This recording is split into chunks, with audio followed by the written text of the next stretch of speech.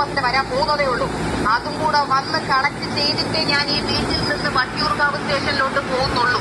അതിന് മുന്നേ നിങ്ങൾ ചാവയോ നിങ്ങൾ കൂമ്പയോ നിങ്ങൾ എന്താന്ന് വെച്ചാൽ എനിക്കറിയണ്ട. നിങ്ങളുടെ 3 പേരുടെ ജീവിതം ജീവനോട് നിങ്ങൾ ഉണ്ടെങ്കിൽ കൊലയ്ക്കാൻ ഞാൻ റെഡിയാണ്. ഞാൻ ഗർഭിണി, എന്റെ കോപ്പ് കുറച്ചൊക്കെ തീർന്നു. അതിന് ഉച്ചവരെ ദിയാകൃഷ്ണയുടെ OBOC സ്ഥാപനമായിട്ട് ബന്ധപ്പെട്ടിട്ടുള്ള ഇഷ്യൂവിൽ നിങ്ങളൊരു 20 സെക്കൻഡ് ഓഡിയോ കേട്ട് കാണും. അതായത് ദിയാകൃഷ്ണ ആ 3 പെൺകുട്ടികളെ ഭീഷണിപ്പെടുത്തുന്നത്, മണ്ണെണ്ണ ഒഴിച്ച് കത്തിക്കും മറ്റേതാ മറിച്ചാന്നൊക്കെ ഉള്ള രീതിയിൽ ദിയാകൃഷ്ണ സംസാരിക്കുന്ന ഒരു വോയിസ് നല്ല രീതിയിൽ സർക്കുലേറ്റ് ചെയ്യുന്നുണ്ടായിരുന്നു. എന്നാൽ ഈ വോയിസിന്റെ ഒരു ഫുൾ വേർഷൻ ഈ ഒരു പെൺകുട്ടികൾ പുറത്തു വിട്ടിട്ടുണ്ട്. ആദ്യത്തെ 20 സെക്കൻഡും പുറത്തു വിട്ടത് ഈ പെൺകുട്ടികൾ തന്നെയാണ്. ആ 20 സെക്കൻഡ് കേട്ട് കഴിഞ്ഞാൽ നമ്മൾ ഒരു പക്ഷേ ഈ പറയുന്ന ദിയാകൃഷ്ണനെ തെറ്റിദ്ധരിക്കും. അയ്യോ, അത് എന്തുകൊണ്ട് അങ്ങനെ സംസാരിച്ചു എന്നുള്ളൊരു ചോദ്യം ഒരുപാട് ആൾക്കാർക്ക് കാണും. പക്ഷേ ഇവിടെ ഈ ഒരു ഫുൾ ഓഡിയോയിൽ എന്തുകൊണ്ടാണ് അത് പറയാനുള്ളൊരു കാരണം വളരെ വ്യക്തമാക്കുന്നുണ്ട്. എന്തായാലും നമുക്ക് ആ ഒരു വോയിസ് കേൾക്കാം. ശരിക്കും പറഞ്ഞാൽ ഈ ഒരു വീഡിയോ ഇപ്പോൾ ഈ പെൺകുട്ടികൾ തന്നെയാണ് പുറത്തു വിട്ടേക്കുന്നത്. ഇത് ഇവർക്ക് തന്നെ അബദ്ധമാവുന്ന പണിയാണ് ഈ കാണിച്ചു വെച്ചിരിക്കുന്നത്. കാര്യം ഇവർ തന്നെ ഇതിനകത്ത് കൺഫ്യൂസ് ചെയ്യുന്നുണ്ട്. ഇവർ 50,000 രൂപ വെച്ചിട്ട് എടുത്തു എന്ന് വളരെ വ്യക്തമായിട്ട് ഇവർ ഇതിനകത്ത് പറയുന്നുണ്ട്. പിന്നെ വേറൊരു കാര്യം പറയാം, ഈ ടാക്സ് വെട്ടിക്കാനായിട്ടുള്ള ശ്രമം വല്ലതും നടത്തിയിട്ടുണ്ടോ എന്ന് വ്യക്തമായിട്ട് ഈ അന്വേഷിക്കേണ്ട ആൾക്കാർ അന്വേഷിച്ച് കഴിഞ്ഞാൽ കണ്ടുപിടിക്കാന്നേ ഉള്ളൂ. ശരിക്കും ഈ പിള്ളേർ പറയുന്നതിനകത്ത് എന്തെങ്കിലും കാര്യമുണ്ടോ എന്നും കൂടി അന്വേഷിച്ച് കഴിഞ്ഞാൽ നന്നായിരിക്കും. കാര്യം ഇപ്പം ഒരു സൈഡ് മാത്രം കേട്ടിട്ട് നമുക്ക് അഭിപ്രായം പറയുന്നത് ശരിയല്ല. പക്ഷേ ഇവർ കാശ് എടുത്തിട്ടുണ്ട്, അതിനകത്ത് യാതൊരു സംശയവുമില്ല. ഇതിനകത്ത് എനിക്ക് ഏറ്റവും വലിയൊരു കോമഡി ആയിട്ട് തോന്നിയത് 69 ലക്ഷം രൂപ അടുപ്പിച്ചെങ്ങാണ്ടാണ് ഇവർ ഇതിൽ നിന്ന് എടുത്തതെന്ന് പറയുന്നു. എന്നാൽ 8 ലക്ഷം രൂപ കൊടുത്തപ്പോഴത്തേക്ക് ഇത് സെറ്റിൽമെൻറ്റ് ചെയ്യാം, ബാക്കി കാശ് വേണ്ട എന്ന് പറഞ്ഞതാണ് എനിക്ക് അതിലും വലിയ കോമഡി. ബാക്കി 61 ലക്ഷം രൂപ എന്തിനാണ് എഴുതി തള്ളുന്നത്? ഇത്രയും വലിയ വിശാല ഹൃദയനാവേണ്ട ആവശ്യമുണ്ടോ? സോ ഇതിനകത്തൊക്കെ വ്യക്തമായിട്ട് അന്വേഷിച്ച് കഴിഞ്ഞാൽ കുറച്ച് കാര്യങ്ങളൊക്കെ കണ്ടുപിടിക്കാന്നേ ഉള്ളൂ. ഞാൻ കൂടുതലായിട്ടൊന്നും വന്ന് പറയുന്നില്ല. നിലവിൽ എല്ലാ തെളിവുകളും ആ കുട്ടികൾക്കെതിരെയാണ്. സോ അതുകൊണ്ട് നമുക്ക് ആ ഒരു വീഡിയോ ഒന്ന് കണ്ടു നോക്കാം. യുവതികൾ പുറത്തുവിട്ട ആ ഒരു വീഡിയോയുടെ മുഴുവൻ ഭാഗവും സംഭാഷണവും ന്യൂസ് മലയാളത്തിന് ലഭിച്ചിട്ടുണ്ട്. അതിലേക്ക് പോവുകയാണ്.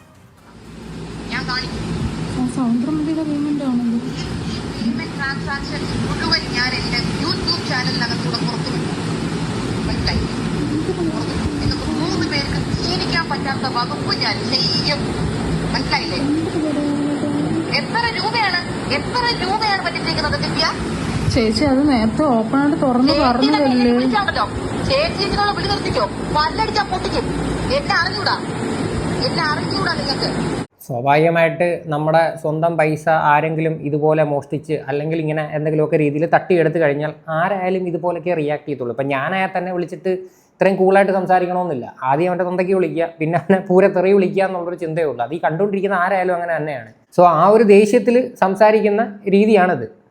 നിങ്ങളോട് നിങ്ങൾ സത്യം പറയാലോ, നിങ്ങൾ എന്റെ മാന്യമായ സൈഡ് മാത്രമേ ഇതുവരെ കണ്ടിട്ടുള്ളൂ.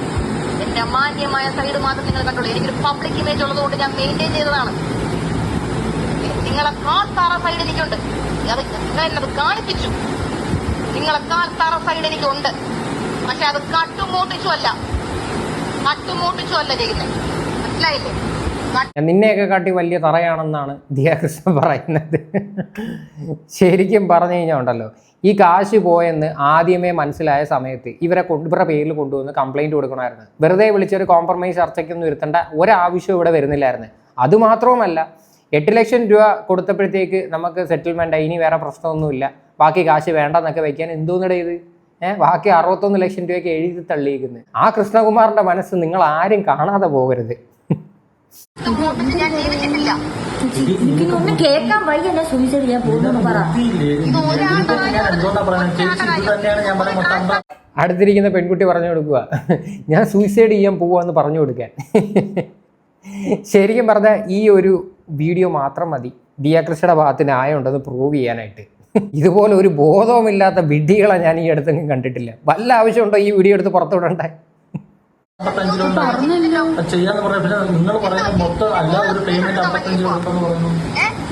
ചേച്ചി അതല്ലേ ചേച്ചി ഞാൻ പറഞ്ഞത്, ഒരാൾക്ക് 50-50 വെച്ച് ഞങ്ങൾ ഷെയർ ചെയ്ത് എടുത്തിട്ടുണ്ടെന്ന്. ഒരാൾ 50 രൂപ വെച്ചിട്ട് ഷെയർ ചെയ്തെടുത്തിട്ടുണ്ട്, ഏകദേശം 1.5 ലക്ഷം രൂപ. ഓക്കെ, മനസ്സിലായല്ലോ. ഇത് എനിക്ക് തോന്നുന്നു ബാക്കിയുള്ള പേയ്മെൻറ്റ്സിനെ പറ്റിയിട്ട് ഇതിനകത്ത് പറയുന്നില്ല. ആകെ ഇതിനകത്ത് ഒരു ഓഡിയോ മാത്രമേ വന്നിട്ടുള്ളൂ. ഇതിനകത്തുണ്ടോ ഇതൊക്കെ പബ്ലിക്കായിട്ട് വന്നിരുന്ന് കൺഫസ് ചെയ്യുവാണ്, തെറ്റ് ചെയ്തിട്ടുണ്ട്. ഇനി അതിന് വേറെ സംശയമൊന്നുമില്ല. ഇത് മാത്രം ഉണ്ട് 55,000. അതല്ലാതെ 1000 ടീഷർട്ട് വേറെ ഇനി വേറെ കസ്റ്റമേഴ്സിന് വരാൻ പോകുന്നതേ ഉള്ളൂ. അതും കൂടെ വന്ന് കളക്ട് ചെയ്തിട്ടേ ഞാൻ ഈ വീട്ടിൽ നിന്ന് വട്ടിയൂർക്കാവ് സ്റ്റേഷനിലോട്ട് പോകുന്നുള്ളൂ. അതിന് മുന്നേ നിങ്ങൾ ചാവയോ നിങ്ങളുടെ കൂമ്പയോ നിങ്ങൾ എന്താന്ന് വെച്ചാൽ എനിക്കറിയണ്ട. നിങ്ങളുടെ 3 പേരുടെ ജീവിതം ജീവനോടെ നിങ്ങൾ ഉണ്ടെങ്കിൽ കൊലയ്ക്കാൻ ഞാൻ റെഡിയാണ്. ഞാൻ ഗർഭിണി എന്റെ കോപ്പ് കുറച്ചൊക്കെ തീർന്നു. അത് ഇന്ന് ഉച്ചവരെ മനസ്സിലായില്ലേ? ഇന്ന് ഉച്ചവരെ ഉള്ളൂ എനിക്കത്. എനിക്ക് എന്ത് ചെയ്യാൻ പറ്റുന്നുള്ളത് ഞാൻ കാണിച്ചു തരും. നിങ്ങൾ എന്നെ പറ്റിച്ചില്ലേ? അണ്ടർഗ്രൗണ്ട് കൂടെ നിങ്ങൾ എന്നെ പറ്റിച്ചില്ലേ? നാട് മുഴുവൻ അറിയുന്ന പോലെ നിങ്ങളെ ഞാൻ ഒരു പറ്റിക്കാൻ പോവാണ്. ഞാൻ കൂട്ടാൻ പോവുകയാണ്. മനസ്സിലായില്ലേ? മൊത്തം കുടുംബം ഇറങ്ങിയിരുന്നോ? മണ്ണെണ്ണ എടുത്ത് ഉഴായി ഒഴിച്ചുകൊണ്ടിരുന്നോ? മനസ്സിലായില്ലേ? മൊത്തം കുടുംബം ഇറങ്ങിയിരുന്നോ, മണ്ണെണ്ണ ഒഴിച്ച് ഇറങ്ങിയിരുന്നോളാനാ പറയുന്നത്. ഓക്കെ, ശരിക്കും ഈ ഒരു വിഷയമായിട്ട് ബന്ധപ്പെട്ടിട്ട് ഒരുപാട് ആൾക്കാർ ഇപ്പം ഈ പറയുന്ന ടാക്സിൻ്റെ ഒരു കേസ് വന്നിരുന്ന കമൻറ്റ് ഇടുന്നുണ്ട്. എനിക്കും കഴിഞ്ഞ 2 വീഡിയോസിൻ്റെ താഴെ വന്നൊരു കമൻറ്റാണ് ഇവർ ടാക്സ് മെട്ടിക്കാൻ വേണ്ടി ചെയ്തൊരു പരിപാടിയാണ് എന്ന്. ശരിക്കും പറഞ്ഞാൽ ഈ ഒരു സ്ഥാപനത്തിൽ നിന്ന് 69 ലക്ഷം രൂപ പോയിട്ട് ഇവരാരും അറിഞ്ഞില്ല എന്ന് പറയുമ്പോഴാണ് എന്നെ അത്ഭുതപ്പെടുത്തുന്നത്. ഇവരെന്തായാലും കാശ് കെട്ട്, അതിനകത്ത് യാതൊരു സംശയവുമില്ല. പക്ഷേ 69 ആണോ കട്ടത് അതോ ഇനി വേറെ എത്ര ആണോ കട്ടത് നമുക്കറിയത്തില്ല. പക്ഷേ നിങ്ങളൊന്ന് ആലോചിച്ച് നോക്ക്, ഇത്രയും വലിയ ഒരു കച്ചവടം നടക്കുന്ന ഒരു സ്ഥാപനത്തിൽ നിന്ന് 69 ലക്ഷം രൂപ പോയെന്ന് അറിഞ്ഞില്ല എന്ന് പറയുമ്പോൾ അതിൽ തന്നെ എന്തോ ഒരു സ്പെല്ലിംഗ് മിസ്റ്റേക്ക് ഇല്ലേ? എനിക്ക് അങ്ങനെയാണ് ബേസിക്കലി ഫീൽ ചെയ്യുന്നത്. ഒരു ചെറിയ കടയിൽ നിന്ന് 1 രൂപ പോയാൽ തന്നെ അത് കണ്ടുപിടിക്കാൻ പറ്റും. ഇവരുടെയൊക്കെ സ്റ്റോക്കിൻ്റെയൊക്കെ എണ്ണം എടുത്ത് നോക്കിയാൽ പോരെ, എത്ര പ്രോഡക്റ്റ് പോയിട്ടുണ്ട്, എത്ര പ്രോഡക്റ്റ് ഓൺലൈൻ വഴി സെല്ലായിട്ടുണ്ട്, എല്ലാം ഇവരെ എടുത്ത് നോക്കിക്കഴിഞ്ഞാൽ അതിൽ നിന്ന് തന്നെ മനസ്സിലാക്കാമെന്നല്ല ഉള്ളൂ. ഇത്രയും ഹ്യൂജ് എമൗണ്ട് പോയിട്ട് പോലും ഇവർക്കിത് കണ്ടുപിടിക്കാനായിട്ട് പറ്റിയില്ല. ഒന്നും പറയാനില്ല. വളരെ മോശപ്പെട്ട ഒരാളുമായിട്ടാണ് നിങ്ങൾ ഇറങ്ങി തിരിച്ചിരിക്കുന്നത് കളിക്കാൻ. വളരെ മോശപ്പെട്ട ആളാണ് നിങ്ങൾ ഇറങ്ങി. മനസ്സിലായില്ലേ? ഒരു പെണ്ണാണ് ഞാനെന്ന് പറഞ്ഞത് നിങ്ങൾ എന്നെ വായിട്ട് ഒരച്ച് നിങ്ങൾ കുറച്ചാണ് മഴ തിരികൊണ്ടിരിക്കുന്നു ഞാൻ. കേട്ടാ സോറി ചേച്ചി. സോറിയല്ല, മനസ്സിലായില്ലേ? സോറിയാ? സോറി ആർക്ക് സോറി? ആർക്ക് സോറി പറയണം? ആർക്ക് വേണ്ട സോറി? തന്നിട്ടല്ലോ, എഴുതി വെച്ചോ. യൂട്യൂബ് ചാനലിലൂടെയും പോലീസ് സ്റ്റേഷനിലൂടെ നിങ്ങളുടെ ഞാൻ ഫ്യൂച്ചർ തൊലയ്ക്കും. ഓക്കെ, പോലീസ് സ്റ്റേഷനിലൂടെ നിങ്ങളുടെ ഫ്യൂച്ചർ ഞാൻ തൊലയ്ക്കുമെന്നാണ് ദിയാകൃഷ്ണ പറയുന്നത്. പൊതുവേ ഞാൻ വേറൊരു കാര്യം പറയാമല്ലോ, ഇവരുടെ ഒരു ഫാമിലിക്ക് എല്ലാവരോടും ഒരു പുച്ഛമുണ്ട്. അത് നമ്മൾ അക്സെപ്റ്റ് ചെയ്യേണ്ട ഒരു കാര്യമാണ്. ഇവരെ തെറ്റ് ചെയ്തിട്ടുണ്ട്, ഇവരെയൊന്നും ഒരിക്കലും ന്യായീകരിക്കാൻ പറ്റത്തില്ല. അത് പോയി കിടക്കേണ്ട ടീമുകളാണ് ഈ 3 പെണ്ണുങ്ങളെന്ന് പറയുന്നത്. കാണിച്ചിരിക്കുന്നത് തോന്നിവാസമാണ്. കാര്യം ഇവർക്ക് ആരെങ്കിലും ജോലി കൊടുക്കുമോ? അതുകൊണ്ട് ഇവരെ അങ്ങ് മാറ്റി വയ്ക്കാം. പൊതുവെ ഇവർ കൃഷ്ണകുമാറിൻ്റെ ഒരു ഫാമിലി എടുത്തു കഴിഞ്ഞാൽ എല്ലാവരോടെയും അങ്ങ് പുച്ഛഭാവമാണ്. അതിൻ്റെ ഏറ്റവും വലിയൊരു ഉദാഹരണമായിരുന്നു കുറച്ച് നാൾക്ക് മുന്നേ സിന്ധു കൃഷ്ണ ചെയ്തൊരു വീഡിയോ. യൂട്യൂബേഴ്സിനെയൊക്കെ വന്നിരുന്ന് പച്ചയായിട്ട് അങ്ങ് പുച്ഛിക്കുവാണ്. ഒരു ജോലിയും കൂലിയും ഇല്ലാത്തവന്മാർ എന്നൊക്കെയുള്ള രീതിയിലാണ് അവരുടെയൊക്കെ സംസാരം. മനസ്സിലായോ? ഇതിനകത്ത് ഈ പെൺകുട്ടികളെ ആരോപിക്കുന്ന കുറച്ച് കാര്യമുണ്ട്. അതായത് ഒരു വിലയും തരുന്നില്ല, ഞങ്ങളെയൊക്കെ വെറും പട്ടിയുടെ വിലയാന്നൊക്കെയുള്ള രീതിയിൽ ജാതിയുടെ കാര്യങ്ങളൊക്കെ പറയുന്നുണ്ട്. അത് സത്യമാണോ നമുക്കറിയത്തില്ല. പക്ഷേ എന്നാൽ ദിയാകൃഷ്ണയുടെ ഒരു ആറ്റിറ്റ്യൂഡ് പറയുന്നുണ്ട്, ഞങ്ങളോടൊക്കെ വളരെ പുച്ഛമാണ്, നമ്മളെയൊന്നും ഒരു വിലയും കൽപ്പിക്കാത്ത രീതിയാണെന്നൊക്കെ. അത് പൊതുവേ ഈ ഒരു ഫാമിലിയെ പറ്റി എല്ലാവരും വന്നിരുന്ന് യൂട്യൂബ് ചാനൽ വഴി പറയുന്നുണ്ട്. ഓക്കെ, യൂട്യൂബിലൂടെ നിങ്ങളുടെ ഫുൾ ഇമേജ് ഞാൻ തൊലയ്ക്കും. നിങ്ങൾക്ക് ലോകത്തെവിടെയും പോകാൻ പറ്റാത്ത രീതിയിൽ ഞാൻ ആക്കും. മനസ്സിലായല്ലോ? ലൈഫിൽ നിങ്ങൾ ആരും വാട്സാപ്പിൽ ഇനി പ്രൊഫൈൽ പിക്ചർ ഇടൂല. അത് ഇന്ന് നിങ്ങൾ നിർത്തും. ഇന്നത്തോടെ നിങ്ങളുടെ അവസാനത്തെ പ്രൊഫൈൽ റിമൂവിംഗ് ആണ്. ഇന്നത്തോടെ ആൾക്കാരെ മുഖം കാണിക്കാൻ പറ്റാതെ നിങ്ങൾ ജീവിക്കും. മനസ്സിലായല്ലോ?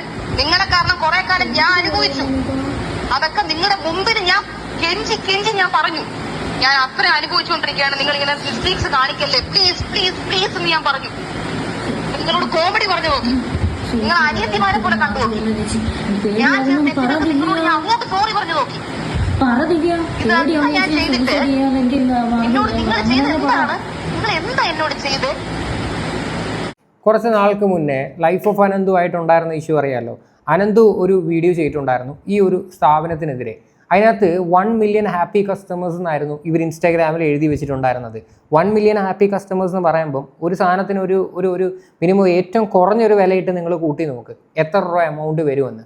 അപ്പം ഇത്രയും രൂപയുടെ കച്ചവടം അവിടെ നടന്നിട്ടുണ്ടോ എന്ന രീതിയിൽ അനന്തു എടുത്തു വെച്ച് ചോദിച്ചിട്ടുണ്ടായിരുന്നു. അതിൻ്റെ പേരിൽ അനന്തുവിൻ്റെ പേര് കൊണ്ടുവന്ന് കേസ് കൊടുക്കുന്നു. 4-5 പോലീസുകാരെ വീട്ടിൽ വിടുന്നു. വീഡിയോ ഡിലീറ്റ് ചെയ്യണമെന്നും പറഞ്ഞ് അവനെ കുത്തിയിരുത്തി ഡിലീറ്റ് ചെയ്യിപ്പിക്കുന്നു. എന്തെല്ലാം സീന ഉണ്ടാക്കിയെന്ന് നിങ്ങൾക്ക് അറിയാമല്ലോ.